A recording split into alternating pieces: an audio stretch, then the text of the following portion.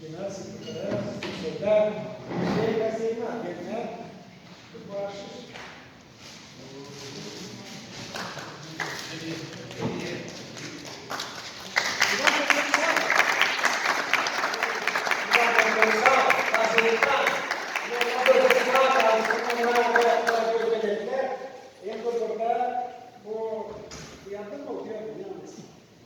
Bunun içinde de kanserlikler var, bir güzel işler yapmaya bakımdalar.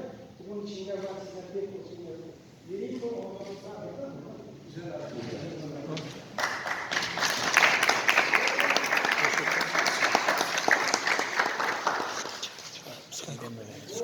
Kulka çıkarsın. Biz çok işler gidip yapmayız. Böyle iş.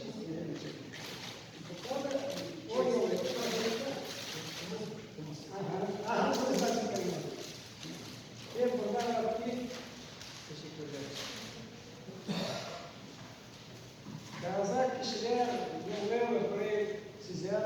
Kıblâ-ı selam. Dediler